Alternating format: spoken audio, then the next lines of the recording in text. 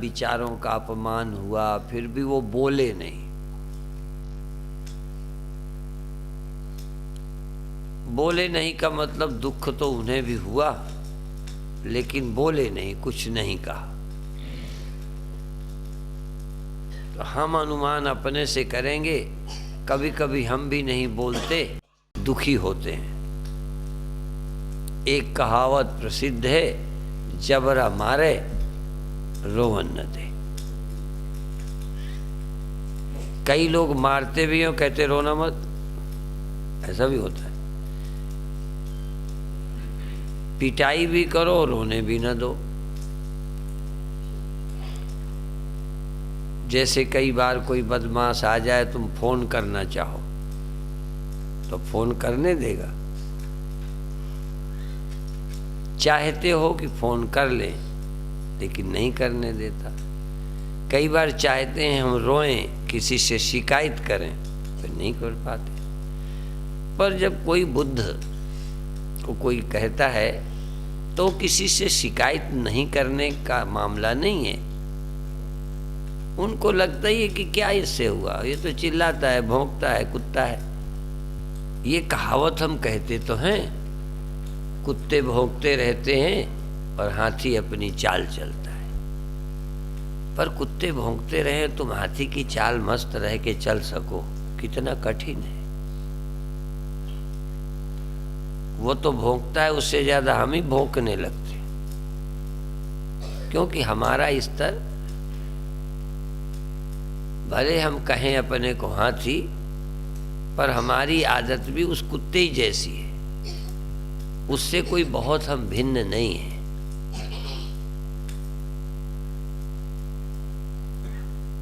तो हम जो महसूस करते हैं,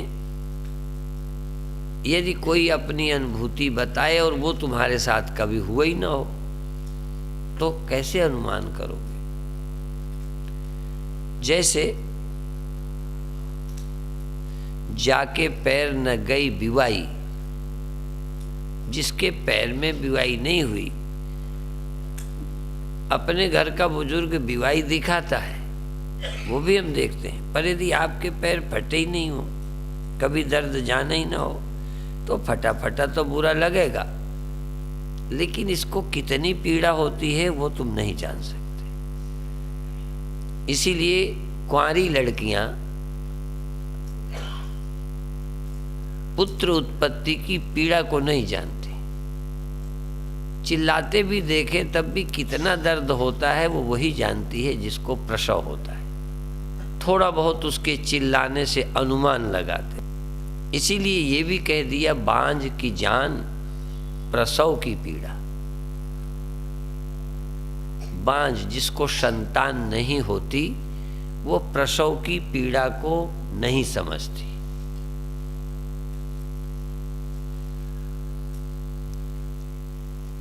इसी तरह से मीरा के प्रेम की बेचैनी को लोग नहीं जानते। ऐसे ही संत को ब्रह्म की प्राप्ति में कैसा लगता होगा, आप नहीं समझ सकते। हाँ, अपमान होने से कितना बुरा लगता है, ये नमूना थोड़ा बहुत सबको है। क्योंकि थोड़ा न थोड़ा अपमानित सब हुए हैं। भाई से हुए, पिता से हुए, पुत्र से हुए, पड़ोसी से हुए, नौकर से हुए, और जितना ही कोई बड़ा है उतना ही छोटे से जो अपमान मिलता है वो ज्यादा बुरा लगता है। बेटे को पिता डांट देता है तो बच्चे को कम अपमान लगेगा। इसीलिए कई बार बेटे को ये लगता है कि पिताजी बहुत क्रोध करते हैं, क्योंकि पिताजी को किसी न किसी बात से ज्यादा चोट लगती है, बेटे को अभी कम लगती, क्योंकि जितने जो बड़े होते हैं उतने ही चोट ज्यादा लगती है। ऐसे लोग भी बड़े होते हैं जिनको चोट नहीं लगती, उनका बड़ा होना और तरह का है। वो ध्यान में बड़े हैं, ज्ञान में बड़े हैं, शांति में बड़े हैं, इसलिए उन्हें नहीं लगती। कई बार पद में बड़े हैं, प्रतिष्ठा में बड़े हैं, तो पद और प्रतिष्ठा में जो बड़े होते हैं उन्हें ज्यादा चोट लगती है। संत को हम पद और प्रतिष्ठा से बड़े नहीं मानते, और यदि इससे बड़े हैं तो वो भी एक सेठ साहूकार राजा महाराजा से ज्यादा नहीं है, क्योंकि वो थोड़ा बड़े हैं, उनको अपमान लगता है, और कोई उनसे ज्यादा बड़ा है, ज्यादा लगता है। असल में जो मान अपमान से ऊपर उठता है वो धार्मिक आध्यात्मिक दृष्टि से बड़ा कहलाता है। ब्रह्मज्ञानी आत्मनिष्ठ भी बड़ा है, पर उसके बड़ा होने का मतलब जिसमें ज्यादा सहन शक्ति है, ज्यादा विवेक शक्ति है, ज्यादा आध्यात्मिक है, वो बड़ा है। वेलेरी जी इसी विषय में कभी कभी कहती हैं, जब वो देश में घूमी, थोड़ा पिछड़े इलाकों में गई, तो इनको सुनने को मिला कि भाई हमारा देश बहुत पिछड़ा है, पुअर है। तो ये कहती हैं कि मैं इससे सहमत नहीं हूं। ये कहती मैं इससे सहमत नहीं हूं कि भारत पुअर है, पिछड़ा है। वो कहती है अमेरिका पुअर है, अमेरिका पिछड़ा है। जैसे कोई बहुत संत, सचमुच संत हो, और एक सेठ हो, टाटा हो, बिरला हो, डालमिया हो, कोई बड़े बड़े लोग हों,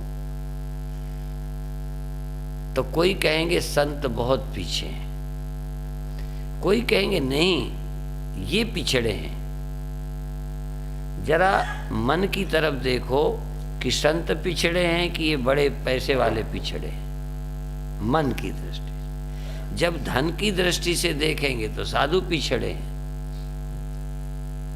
पर मन की शांति की, निश्चिंतता की दृष्टि से देखेंगे तो वो आगे हैं।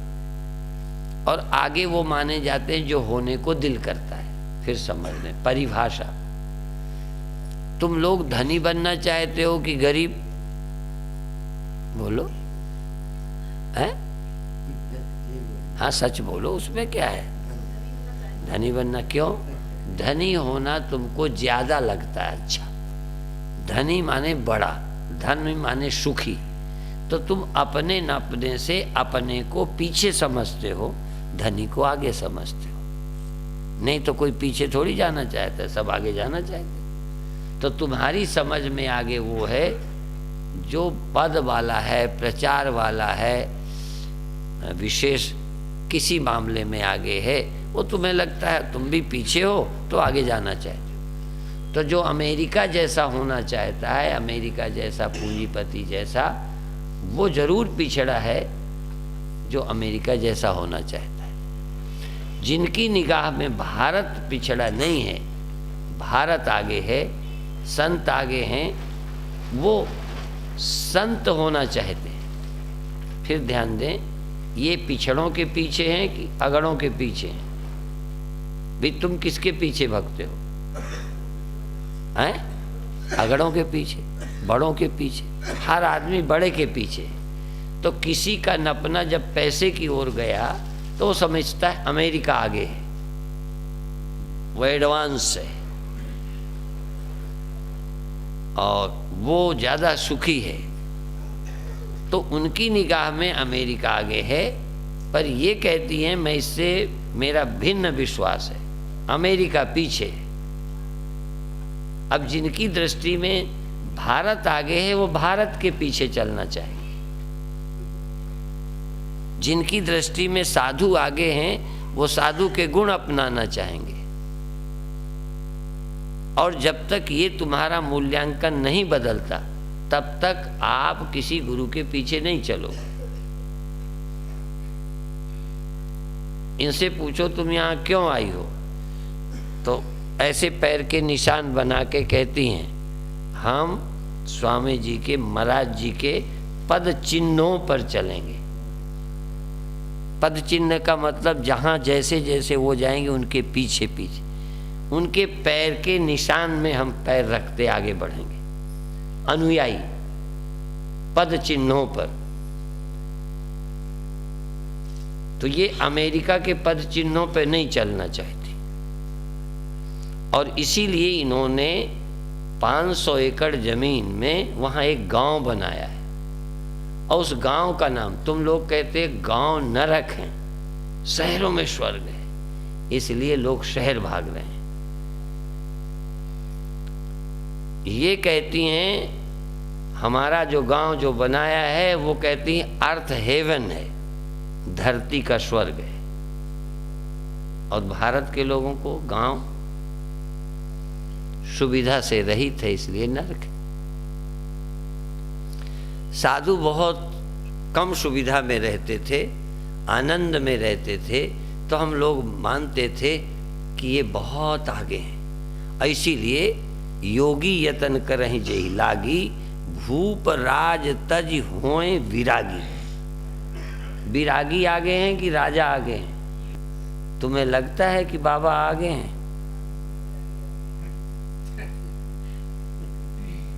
यदि तुम्हें बाबा आगे लगेंगे तो तुम उनके पीछे चलोगे।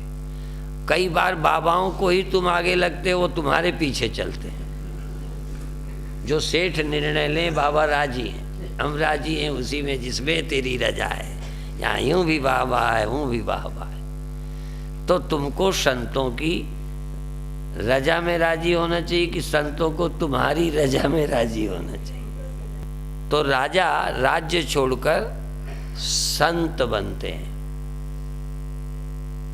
और संत कभी यदि राजा भी बनता है, संत यदि कभी देश के काम में जाता है, तो उनको बड़ा समझ के नहीं जाता, वो बड़े पद में बैठकर बड़ा होना चाहता है। ये पद में बैठकर बड़ा नहीं होना चाहता, उसकी दृष्टि में पद बड़ा ही नहीं है। कुछ काम करने लायक हैं जो ये पद में बैठा नहीं करता। तो कभी कभी कोई संत भी उस जगह जाकर कुछ काम करना चाहता है। जैसे कोई फॉरेन रिटर्न बड़े हो जाते हैं। मैं भी कई वर्षों से जा रहा हूं, पर मैं कभी इसलिए नहीं गया कि वहां जाने से मैं बड़ा हो जाऊं। अब वेलरी तो कहती हैं भाई भारत में स्वामी जी बहुत रहते हैं, थोड़ा शेयर करो, थोड़ा समय भारत से काट कर अमेरिका को भी स्वामी जी दें। और भारत के लोग अभी क्या करते हैं, लाभ उठाएं चाहे न उठाएं। हमको एक दिन दिया था, अब 3 दिन दो। पहले 3 दिन देते थे, अब 5 दिन दो। मांग तो ठीक है, पर लाभ कितना उठाते हो? तो जो लाभ नहीं उठाते उनके 5 के 3 दिन करना चाहिए कि 6-7 कर देना चाहिए? कितनी मेहनत करते हो? मुझे एक बात बता दूं, यहाँ रिवाज है कि नहीं, मैं तुम्हारे घर निमंत्रण मान लूं तो 25 आदमी मोहल्ले के तुम बुला लोगे।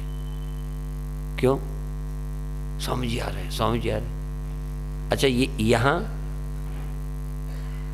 सभा के लिए कितने को कहा है स्वामी जी आए हैं चलो, स्वामी जी आए हैं चलो? माने सुनने वाला मामला सबका है, इसलिए तुम्हें कोई रुचि नहीं है। वो अपने घर वाला पर्सनल मामला है, इसलिए हमने बुला लिया। मैं कई बार जाता हूं, अभी झांसी में आया, एक घर गया तो उकताहट, जितने तुम सम्मेलन में हो सच इससे ज्यादा उसके घर में लोग थे। भीड़ लगी पड़ी पैर छूने वालों की। भी यदि वो आदमी अपने घर इतने बुला सकता है तो यहाँ के लिए क्यों नहीं बुलाया? कितने तुमने फोन किए, कितने मित्रों को कहा? असल में जिसमें हमारी गहरी रुचि होती है ज्यादातर उसके लिए अपन काम करते हैं। पर दूसरा रोग ये है कि तुम अपने नाम के लिए, मान के लिए, रिश्तेदारी के लिए, नाक के लिए, उसमें तुम्हारी नाक बड़ी होती है। जब तुम्हारे घर, हमारे घर स्वामी जी आए, बहराइच में आए, उसमें तुम्हारा कौन सा नाम हो गया, कौन सा तुम्हारी इज्जत बढ़ गई? बहराइच आए, हमारे घर आए। अहंकार हमेशा अहंकार अपनी खूंटी के इर्द गिर्द ही घूमता है। तुम्हारे घर चरण डालते हैं, तुम्हें बहुत खुशी होती है। बहुत कम जगहें देखी जहां लोग दूसरे के घर चरण डलवाने में भी खुशी अनुभव करते हैं। तुम्हारे घर चरण डालें तो तुम्हें बहुत खुशी होगी, किसी और के घर डाल दें तो खुशी क्यों नहीं है?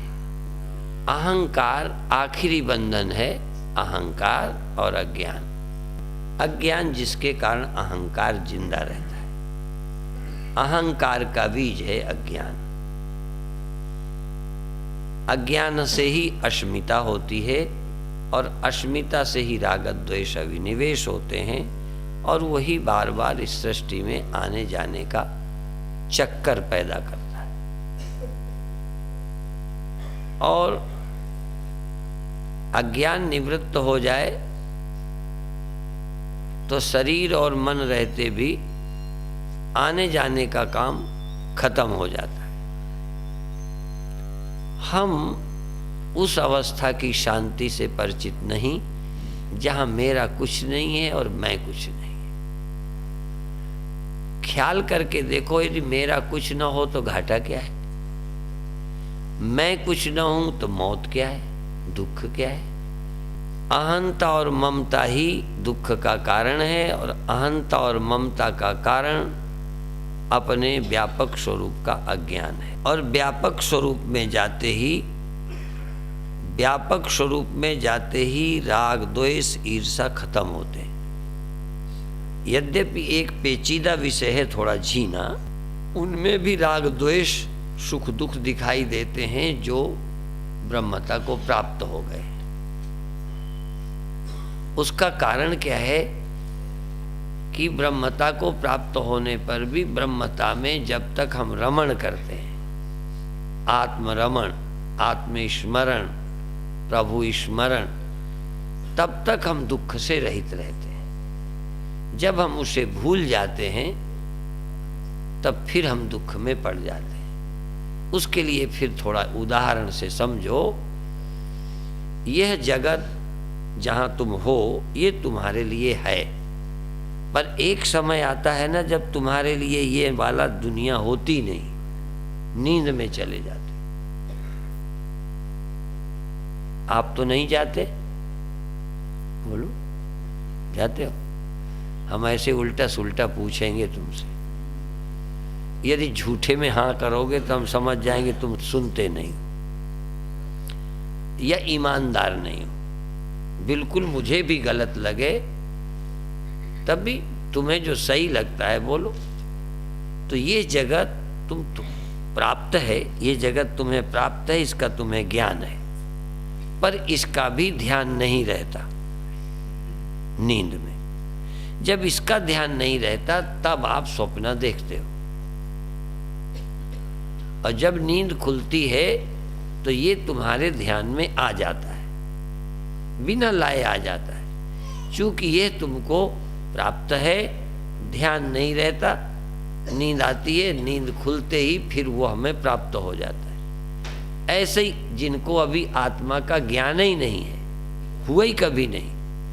तुम्हें तो इस जागृत के देह का ज्ञान हुआ है, सबको हुआ है, और इसका विस्मरण होता है।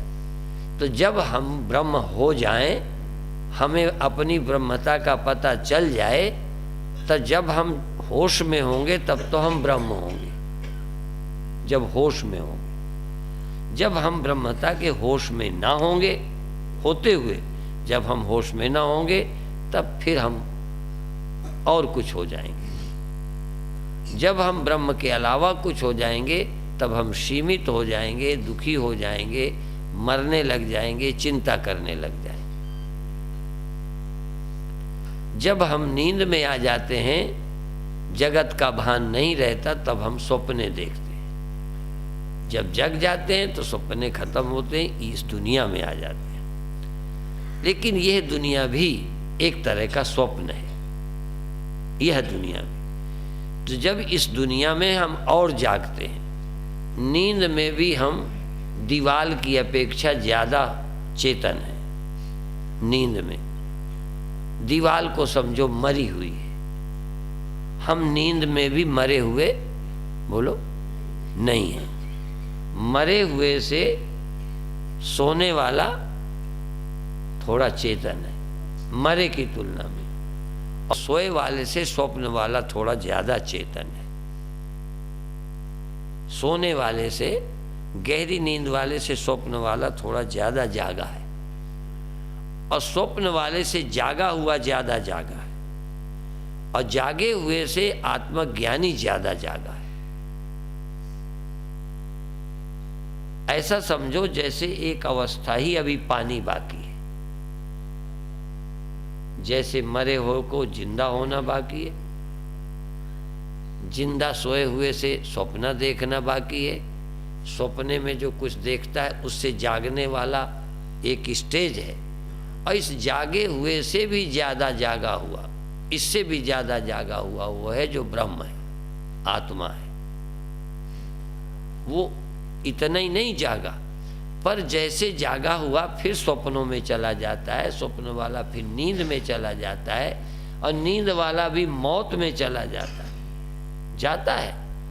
ऐसे ही जो ब्रह्म को प्राप्त हो गया है और ज्यादा जाग गया है, वह भी कभी फिर जगत में आता है, फिर स्वप्नों में जाता है, फिर नींद में जाता है, पर फिर जागना उसका स्वाभाविक होने लगता है।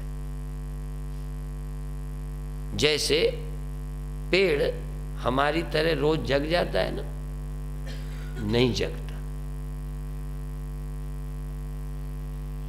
जैसे हम नींद में भी जाते हैं, स्वप्न में जागने में, ऐसे पेड़ भी जागता होगा हमारी तरह। जैसे सोया हुआ नींद वाला जग जाता है, ऐसे मरा हुआ भी जग जाता है। इसका मतलब एक स्टेज वो ऐसी है जहां से हमारी तरह उसी शरीर में नहीं जग सकता, वो भी जगता है मरा हुआ भी, लेकिन अन्य शरीर में जगता है। हम इसी शरीर में सोए होते हैं और इसी शरीर में जग जाते हैं। तो जो अज्ञानी है अगले जन्म में मरकर शरीर लेकर हो सकता है जगे, क्योंकि बहु नाम जन्म नाम अंते ज्ञानवान माम प्रपद्यते, हो सकता है अगले जन्मों में जग जाओ। पर इस जन्म में जो जाग गया है, इस जन्म में, वो इस जन्म में रोज जग जाता है, रोज देह में आ जाता है, रोज स्वप्नों में और नींद में जाता है। जैसे एक स्टेज ही बढ़ गई। पेड़ सोया रहता है, पशु सोता और जगता है, मनुष्य सोया भी रहता है, जागा भी रहता है, सत्य की जिज्ञासा भी करता है, कोई जान भी लेता है। जान लेने के बाद जैसे एक स्टेज आगे आ गई, तो ब्रह्म ज्ञान को प्राप्त होने वाला व्यक्ति जब वो अपने ब्रह्मता के स्मरण में होता है, तब वो इस जगत से भी ऊपर हो गया। इस जगत से, इस जगत के दुख सुख फिर उसे नहीं होते। पर कब तक? जब तक वो इस जगत के ऊपर सत्य में स्थित रहता है। जैसे स्वप्न तुमको कब तक नहीं होता? जब तक तुम जगे रहते हो। जगे की ये पहचान नहीं कि दोबारा नहीं सोगे, और जगने का ये अर्थ नहीं है कि अब सो नहीं सकते, पर यह निश्चित है स्वप्नों से जागना ऊंची अवस्था है, और जब तक यहां रहोगे स्वप्न नहीं देख सकोगे। ऐसे ही ब्रह्मज्ञानी जब तक वो अपने आत्मस्मरण में रहता है, तब तक उसके लिए जगत नाम की कोई वस्तु नहीं है। इसलिए उसे फिर ईर्ष्या नहीं होते, क्रोध नहीं होते, दुख नहीं होते। पर जब उसे फिर ब्रह्म भूल जाता है, विस्मृति हो जाती है, जैसे तुम्हें जगत की विस्मृति होती है तो स्वप्न देखते हो, ऐसे ही ब्रह्मज्ञानी जब अपने आप को विस्मृत हो जाता है तो फिर संसार की कल्पनाएं उसके पास आ जाती है। बड़े बड़े ज्ञानी भी थोड़ी देर को सांसारिक अवस्था में तुम्हारी तरह दुख सुख को प्राप्त होते हैं, लेकिन उनको जगने की कला मालूम हो गई है। जैसे मान लो स्वप्ने से जगना ना आता और स्वप्न में तुम्हारी मौत हो गई, स्वप्न में तुम्हारी चोरी हो गई और न जगते तो क्या होता? लुटे हुए बहुत देर, बहुत वर्षों दुखी रहते। पर अभी अभी तुम्हें डांका पड़ा, तुम दुखी हो गए और नींद खुल गई, तो उससे तुरंत मुक्त हो।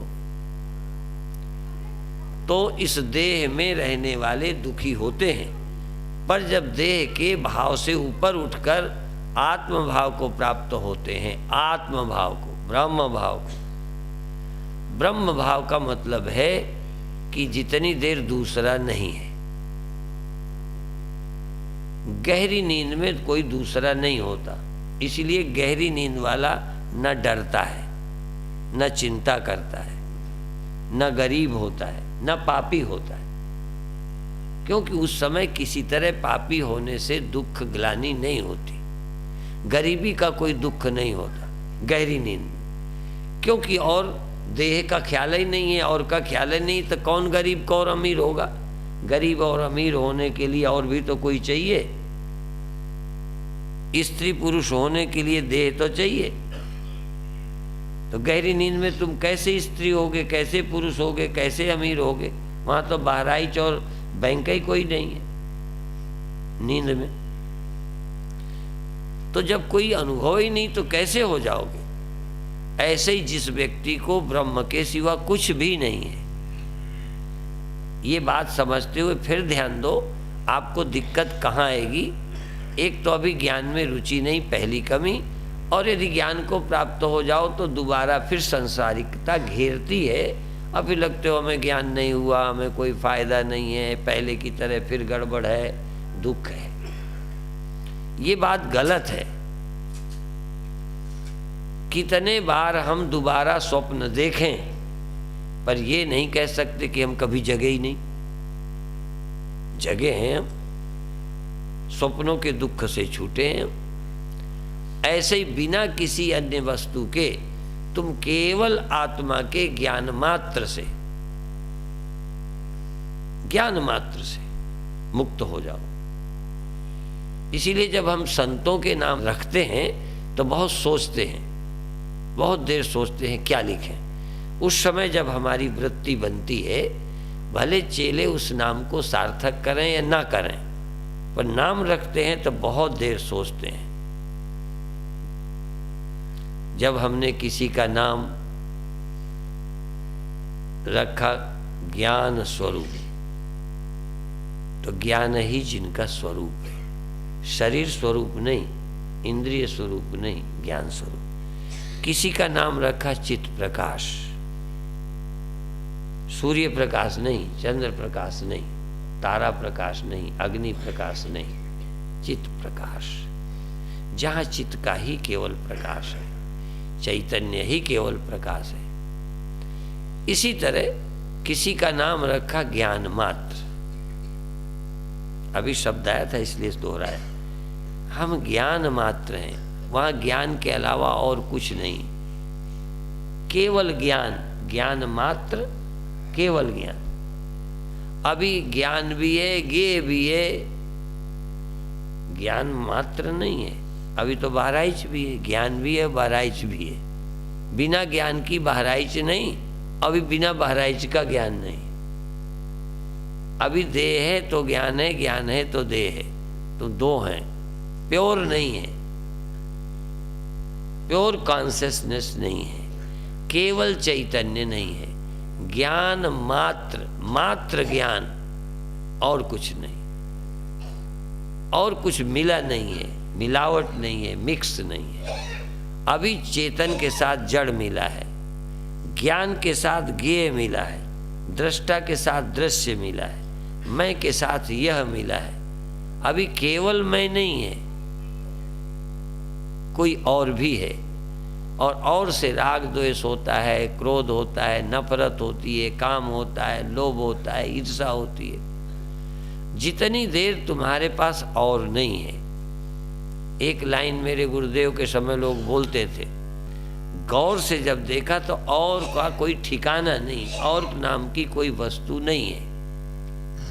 अब ये बात सुनने के बाद, सुनने में मन लगे ये तो पहले ही बात कठिन है, पर सुन करके 1 सेकंड भी कभी हुए हो जब ज्ञान मात्र हो और कोई न हो, जब केवल तुम नाम का, मैं नाम की चीज हो, शरीर नाम की कोई चीज ना हो।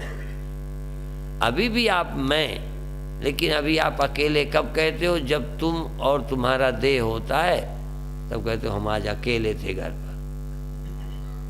तुम्हारा अकेले होने का मतलब इस देह के अलावा कुत्ता भी नहीं, बच्चा भी नहीं, पति भी नहीं, पत्नी भी नहीं, माँ भी नहीं, बाप नहीं, कोई दोस्त नहीं, तो आप कहोगे हम अकेले थे।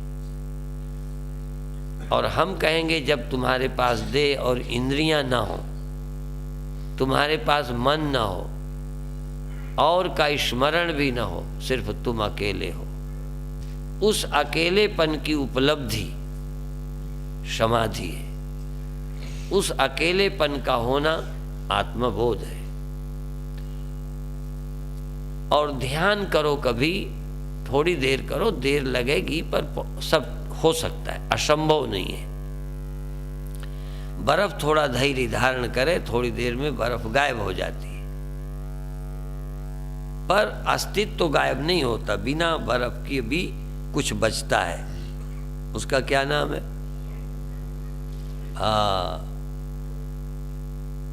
जल, पानी। जब बर्फ गायब हो गई तो कुछ मर नहीं गया, बचा है। और यही समय है होश का। मान लो बर्फ ना हो और होश भी ना हो, बर्फ ना रही पर होश नहीं है, होश नहीं है तो वो पानी भी कहाँ है? तो तुम संसार रहित होते हो, पर तुम तब सोए होते हो। इसलिए तुम्हें ध्यान ही नहीं है कि बिना संसार का भी मैं हूं। बर्फ के बिना पानी है, इस पानी को कभी शायद समय नहीं आया, कभी जिंदगी में अवसर नहीं आया। बर्फ का होश गंवाया पर जल का होश नहीं आया। देह का होश तो खो जाता है, जगत का तो होश खोता है, बल्कि होश को खोते खोते बेहोश होते हो। शरीर का ज्ञान, इंद्रियों का विषय मन के द्वारा कुछ सोचना जाए और मैं रह जाऊं, यह है आत्मज्ञान। और एक बार भी आत्मज्ञान हो जाए तो दोबारा तुम्हें अपने आप होगा, फिर उसके लिए कोई प्रयत्न नहीं करना पड़ेगा। जैसे कब से तुम सोते रहे हमें नहीं पता, पर इतना पता है कि तुम रोज सो जाते हो, बिना किसी प्रैक्टिस के सो जाते हो कि नहीं? और बिना किसी प्रैक्टिस के, बिना किसी के जगाए आप जग जाते हो कि नहीं? यद्यपि घर वाले थोड़ा तुम्हें जल्दी जगाते होंगे तो लगता है ये मुझे जगा देते हैं, ये मुझे परेशान करते हैं, ये मुझे जगाते हैं। पर मान लो कोई परेशान करने को हम रोक दें, फिर तो आप सो ही रहोगे, कोई न जगाए। ये ठीक है कि 2 घंटे ज्यादा सो लोगे, 4 घंटे ज्यादा सो लोगे, पर कोई न जगाए तो जगोगे नहीं। बल्कि कभी कभी तुम अपने आप तब भी जग जाओगे, पर जग कर फिर सोचते हो और थोड़ा सो ले। तो ये कब सोचा और सो ले? सोए सोए।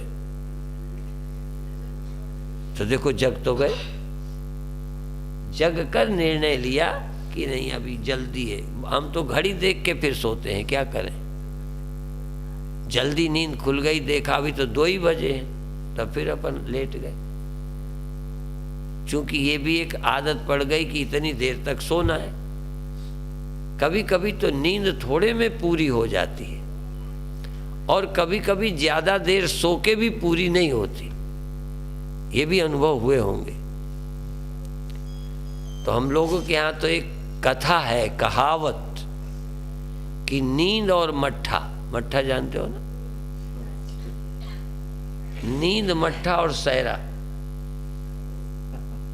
आहलाउद क्या बोलते हैं जो, हाँ सहरा, आहलाउदल, चाहे जितना बढ़ा लो, जितनी देर इनको कहना हो आहलाउदल बढ़ाए जाते हैं।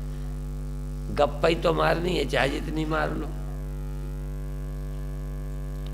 और जाने क्या है वो तहान, मुर्गन से पांव समाए। हाँ 80 कोस तक लग बिछे बिछौना, तहाँ कितने पैर समा जाए, इतने इतने। और उस जमाने में जब बिछाने कोई नहीं होता होगा, डनलप तो अब चले हैं इतने गद्दे, अभी अपने तक मालूम है, अपन तो टाट बिछाते रहे हैं। तो इस बात को समझना है कि आप एक क्षण को भी, हाँ देखो नींद में आप गए हो, पक्का सबूत है, स्वप्न भी कभी हुए ये भी, और दुनिया तुमने देखी, अकेले मैं को तुमने कभी नहीं पाया जहां तुम्हारे आंख भी ना हो, या ऊपर के ये ढक्कन लगे रहें, तुम देखने से रहित हो, सुनने से रहित हो, जानने से रहित हो। माने जो हम किसी और को जानते रहते हैं, क्योंकि ये इंद्रियां और के जानने के लिए हैं, ये अपने जानने के लिए आंख नहीं है। अपने देखने के लिए, अपने होने के लिए बिल्कुल आंख ना हो तब भी होगे। इंद्रियां और के देखने के लिए बनी है और व्यवहार के लिए बनी है, इसलिए देखो। पर कुछ देर जैसे सब काम काज दिन के छोड़कर आराम करते हो, आप लोग तो नहीं करते हैं? रोटी बनाते हो, झाड़ू लगाते हो, बर्तन धोते हो, काम करते हो, पढ़ाई करते हो, 24 घंटे सोते कभी नहीं।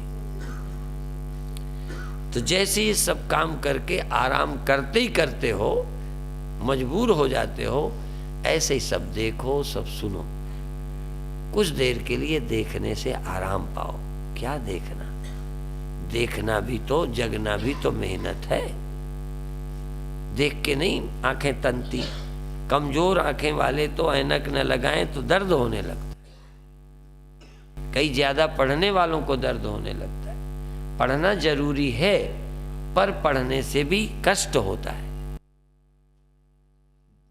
देखने से, सुनने से भी उकताहट होती है। तो जब उकताहट हो तब सोने के लिए मत जाओ, कहो आंखों को कहो मुझे नहीं देखना, आराम करो। सचमुच तुम देखने का संकल्प छोड़ो तो आपको अंदर राहत मिलेगी। जहां देखने का एक सुख है, जैसे खेलने में, दौड़ने में एक आनंद है, बिल्कुल है। हम मत समझना कि हमको पता ही कुछ नहीं है, लेकिन खेलना बंद नहीं करते ना। क्यों किया? तो चाहे कितना अच्छा लगता है खेलना, पर उससे भी उपराम हो जाओ। कितना अच्छा लगता है खाना, पर खाए जाओगे ना कि बंद करोगे? नहीं, 12 इंच वाले नहीं करेंगे। अमीर आदमी नहीं, गरीब को तो बंद करना पड़ता है, क्योंकि खाना ही कम पड़ जाता है ना। अमीर आदमियों के पास ढेर लगा है तो खाते ही रहेंगे। तो तुम्हारे मान लो आंखें हैं तो देखते ही रहोगे, कान है तो सुनते ही रहोगे, जवानी है तो भोगते ही रहोगे, नहीं छोड़ोगे थोड़ी देर को। कौन ऐसा है जो नहीं छोड़ता? लेकिन तुम छोड़ने की नीयत से नहीं छोड़ते, सोने की नीयत से छोड़ते हो। तुम सो जाते हो तब छोड़ते हो। हम कहते हैं कि जरा होश में रहकर एक बार देखने का संकल्प छोड़ो। कहो कि तुम सो जाओ, आराम करो, तुम्हारी अब हमें जरूरत नहीं है, अब हम अकेले रहेंगे, बिना दोस्तों के, बिना सहेलियों के, बिना पति के, बिना पत्नी के, बिना बेटों के, बिना बच्चों के, हम अकेले रहेंगे। और यही है हमारे, ये हमारे भाई हैं, बंधु हैं, मित्र हैं, शत्रु हैं, जो भी हैं, इंद्रियां हैं, देह है। थोड़ी देर को इनको छोड़ो कि तुम आराम करो। कब तक तुम हमारे साथ लगे रहोगे, या हम कब तक तुम्हारे साथ लगे रहें? इनको छोड़ दो सचमुच, और छोड़कर देखो तुम अकेले आराम में हो कि तकलीफ में। छोड़कर देखो। इसका नाम ध्यान है, इसका नाम भजन है। इनके बिना रहो, और इनके बिना रहते इनके दोस्ती के जो दुर्गुण हैं वो छूट जाएंगे। बहुत समस्याएं इनके साथ बैठने की हैं। पियक्कड़ के साथ बैठो तो पहले तो तुम पीने ही लगोगे, दूसरा नहीं पियो तो लोगों की निगाह में बदनाम तो होगे ही। क्योंकि तुम्हारी पियक्कड़ों से दोस्ती है। तो जो आंखों के पास बैठे रहेंगे वो अंधेरे होंगे कभी न कभी, जो देह के साथ रहेंगे वो मरेंगे कभी न कभी, मन के साथ रहेंगे वो दुखी होंगे कभी न कभी। तो चलो मान लो कभी आ ही जाओ, पर कुछ देर तो इनसे पीछा छुड़ाओ, कुछ देर बिना आंखों के रहो। और आंखें छोड़कर रहते हो पर सो जाते हो। तुम ये नहीं कहते हम तुम्हारे बिना बहुत आनंद में रहे और हमें ध्यान है, ध्यान है कि इनके बिना रहे हैं। होश हवास में तुम देखना छोड़ दो, सुनना छोड़ दो, जानना छोड़ दो, पाना छोड़ दो, पाने से कुछ बनेगा ये इच्छा छोड़ दो। देखो तुम अकेले रहो और तुम्हारे पास यदि कोई ना हो, कोई नहीं बल्कि कोई की याद तक ना हो, तो तुम कभी दुखी नहीं हो सकते। कभी कभी चीज नहीं हो, याद हो, तभी दुख होता है कि हमारे धन नहीं है, हमारे पत्नी नहीं है, हमारे जवानी नहीं है, पहले थी। दुखी होने का मतलब अभी उसकी याद नहीं छोड़ी। यद्यपि संत एक कहानी सुनाया करते हैं, पर खैर उसका कोई और अर्थ होगा कि एक कोई महात्मा बन गया तो लोगों से बीच बीच बोलता, तुम क्या मेरे बराबरी करते हो, मैं 1000 बीघा जमीन छोड़ के साधु बना। अब 1000 छोड़ी है, पर दिमाग में अभी वो स्मृति में है नहीं, ये अहंकार ही ना होता। और साधु बन के भी ग्लानि है कि हम गरीब घर के हैं, हम तो पिछड़े घर के हैं। ये याद ना होती तो साधु होने में क्या बात है। तू पिछड़ा है, छोटा है, क्यों है छोटा, याद नहीं छोड़ी। अब साधु होके तू उसको पकड़े क्यों है। तो संसार देखा है और ध्यान में गए या स्वप्नों में गए, ध्यान में गए तो याद है कि मैं ये था, ये मेरा था, फलाना था, ढिमाका था, वो अंदर लिए हो। यदि तुम अपनी स्मृति से भी छोड़ दो, योग दर्शन का सिद्धांत यही है, योगश्चित्त वृत्ति निरोध तदा द्रष्टु स्वरूपे अवस्थानम वृत्ति सारूप मित्रत्व। 3 सूत्र हैं। योग क्या है? चित्त की वृत्तियों का निरोध। चित्त की वृत्तियां माने स्मरण में न हो, प्रत्यक्ष में न हो, निद्रा में न हो, विपर्य में न हो। स्मृति, स्मृति, निद्रा, विकल्प, स्वप्न, यदि ये कुछ नहीं है तो वहां अकेले तुम होगे। तो जहां चित्त की वृत्तियों का निरोध हो गया तहां योग हो गया। योग चित्त वृत्ति निरोध। आत्म प्राप्ति क्या है? ब्रह्म प्राप्ति क्या है? प्राप्ति नहीं बल्कि इनसे संबंध छूट जाना, बस तो प्राप्त हो गया। यदि कोई लहर ना हो तो क्या होगा? जल नहीं होगा। बिना लहर का जल है, बिना लहर का होते जल पाना है कि हो गया? लहर न रहे तो क्या रह जाएगा, बस। तो हमारी चित्त की वृत्तियों में यदि और कोई नहीं है तो मैं तो हूं ही, क्योंकि वहां निद्रा भी ना हो। शर्त है, निद्रा भी एक वृत्ति है। निद्रा, स्वप्न, प्रत्यक्ष, स्मृति, विपर्य, मेरे अंदर यदि ये कुछ नहीं है तो मैं अकेला हूं। और रोज प्रकृति के नियम से अकेले होते हो, पर अकेले होने के समय नींद होती है। जब नींद होगी तो नींद भी एक वृत्ति है, निद्रा एक वृत्ति है, स्वप्न एक वृत्ति है, स्मृति, स्मृति भी वृत्ति है। पहले हम इतने थे, वहां रहते थे, ये स्मृति है। हमारा ये नहीं कि कभी ना आवे। स्मृति किस समय नहीं करनी, प्रत्यक्ष के साथ क्यों नहीं जुड़ना, नींद में क्यों नहीं जाना, कभी नहीं जाना। योगी लोग नींद में जाते ही नहीं है, जानने के समय नहीं जानना, बस।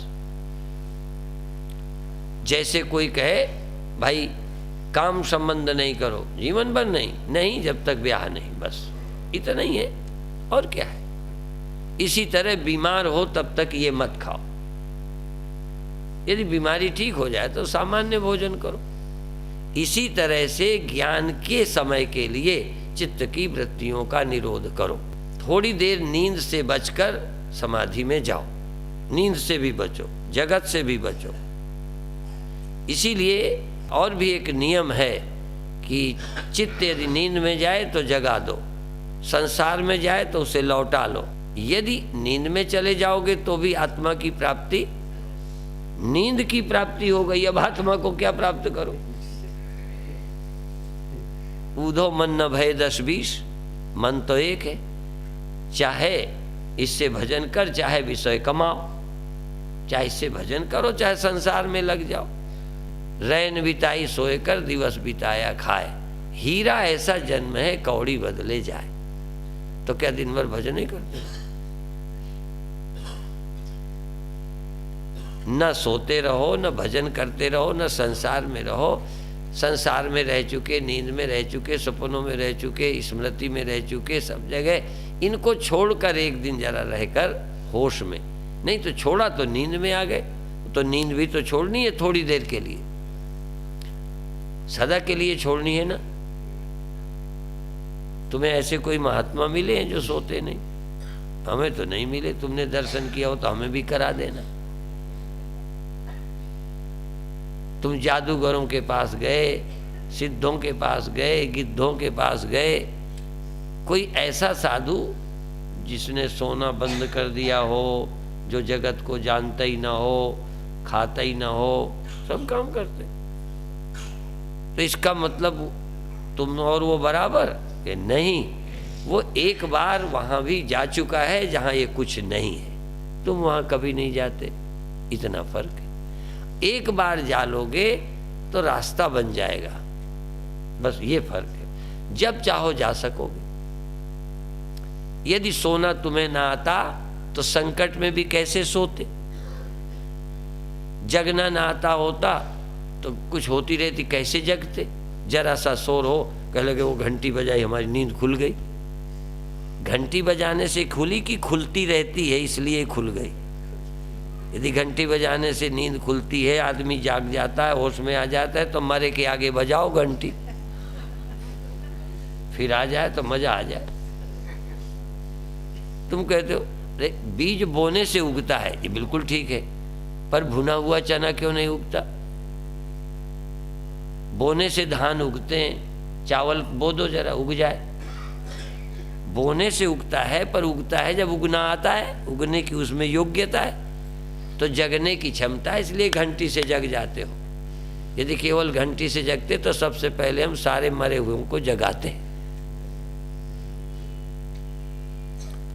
इसी तरह घंटी से जगता है सोया आदमी, कामा वाला नहीं जगता।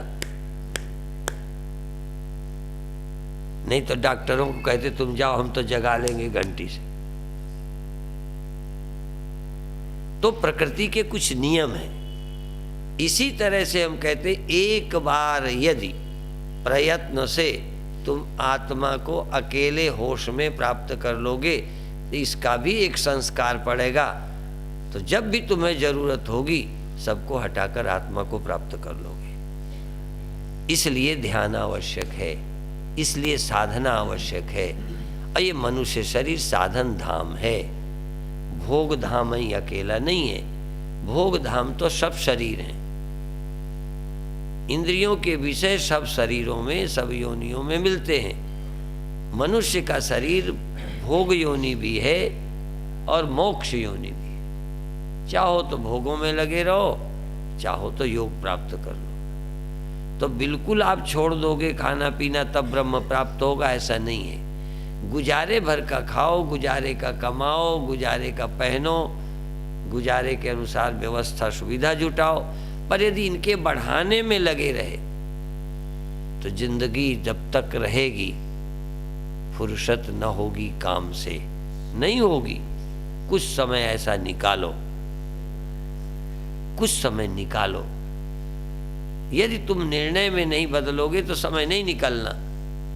चाहे हम जुआ खेलें, चाहे ताश खेलें, पर भजन को टाइम नहीं निकलना।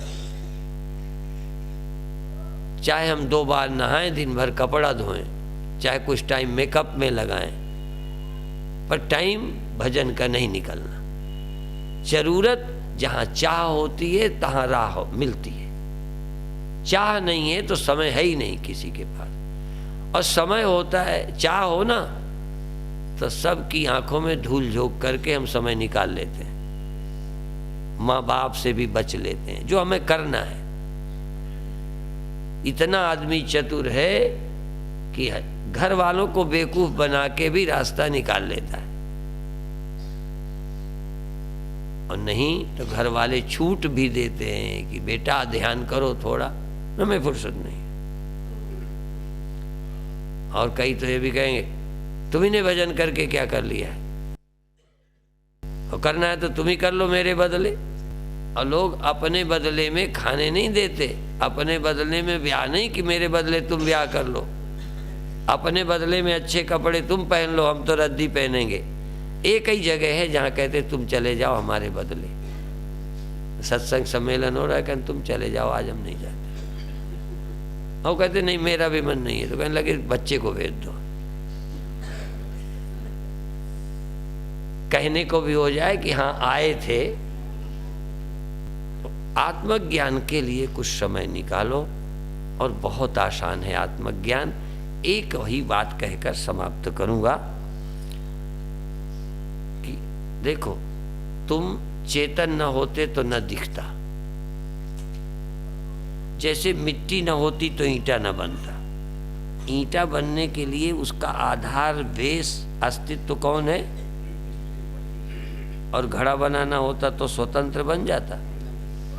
तो सुनना और देखना और सूंघना और छूना और जानना, यद्यपि ये सीधा जो मकान बनाते हैं ईंटे से बनाते हैं, लेकिन जरा क्रम से देखो, ईंटे से मकान बनाते हैं, ईंटा किससे बनाते हैं? तो आखिर मकान तो सारे मिट्टी से ही बनते हैं। तो ईंटों में भी अस्तित्व उसका, और ईंटे ईंटे में अस्तित्व उसका, दीवाल भर में अस्तित्व उसका। तो उपनिषद ने अलग अलग गिना दिया कि वो आँखों की आँख है, कानों का कान है, मन का वो मन है, प्राणों का प्राण है। अर्थात प्राणों में प्राण वही है, आँखों में आँख वही है। यदि वो भर न हो तो आँख नहीं देख सकती। थोड़ा समझने के लिए जरा तुम हट जाओ, आँख लगी रहने दो। तुम सो जाओ या स्वप्न में जाओ या मन से और कहीं हो, फिर आँख नहीं देखती। तो आँखों में देखना किसका है, मेरा या आँख का? ये जो दीवाल को ऊंची करने में ईंटे के ऊपर ईंटे के ऊपर ईंटे के ऊपर ईंटा रखते जाते हो, दीवाल बन जाती है। पर ईंटे ईंटे में कौन है? तो दीवाल मिट्टी से बनती है कि ईंटों से? तो देखने का काम सिर्फ एक ही के पास है, और वो है आत्मा के पास। किसी और के पास अस्तित्व ही नहीं है, अस्तित्व ही एक का है, वो है आत्मा का। उसकी सत्यता से मन सच्चा, मन से फिर इंद्रियां, इंद्रियों से फिर ये सच्चा लगता है। स्वप्न सच्चा लगता है, पर वहां तुम नहीं होते इसलिए सच्चा है। होते हो तुम सपनों में, जब सच्चा सपना होता है ना, तो तुम होते हो कि नहीं होते? जिसने भी स्वप्न देखा हो बताए कि तुम थे कि नहीं। तो स्वप्नों में स्वप्नों की सत्यता है या देखने वाले की?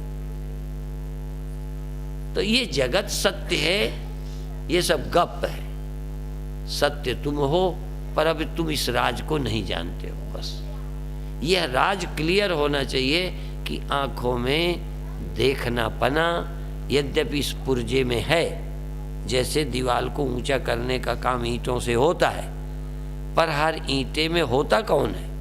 इसी तरह से देखना आँख से होता है, पर बिना मेरे नहीं हो सकता।